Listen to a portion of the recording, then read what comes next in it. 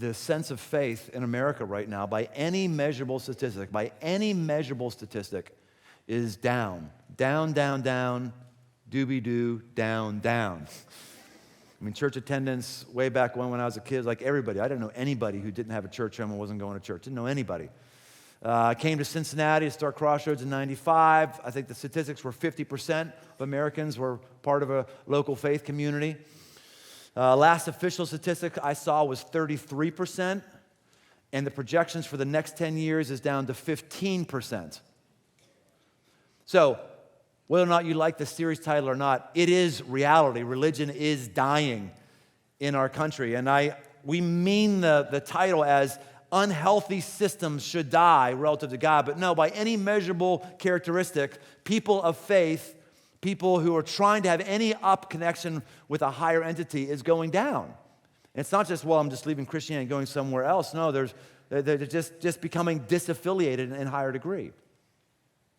One of those reasons is it's because people who have filled up churches are skanky people.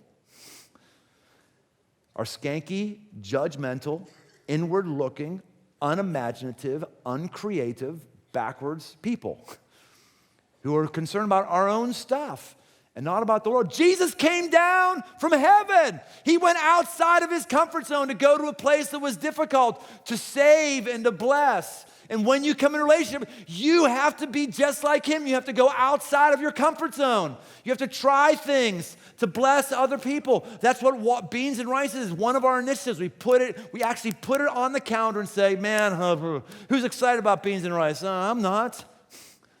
I'm going to do it. I'm going to be excited. I know I'm going to benefit from it, but going into it, I'm never like, oh, yeah. It's tough.